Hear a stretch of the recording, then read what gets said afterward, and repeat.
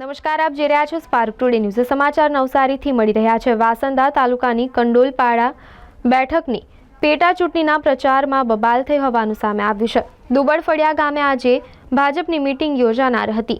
ગામના કોંગ્રેસના કાર્યકર કોંગ્રેસના ઝંડા અને બેનર લગાવવા જતા ભાજપના કાર્યકરોએ રોકી બબાલ કરી હતી.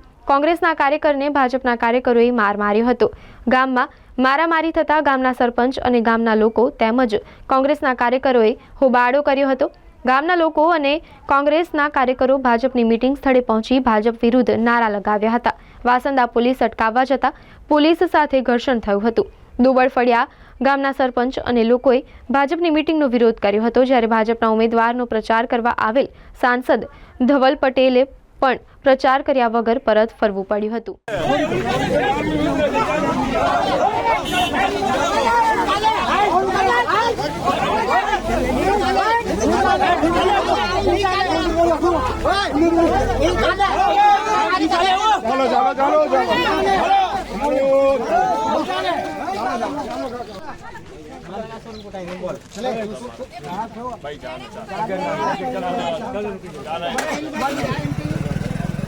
સરપંચ મને ખબર છે કે મારા ગામમાં આગેવાનો લડાઈ હોતા હોય સાહેબ, આ તો અયોગ્ય વાત છે ને.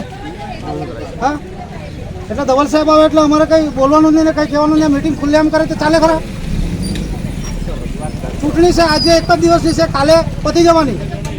ના હવે ભાજપના લુખ્ખા ગુંડાઓ ગુંડાગીરી મારા ગામમાં કરે ચાલે ખરું? હે, પર્સનલ લડાઈ ચૂંટણીમાં લાવે ચાલે ખરું?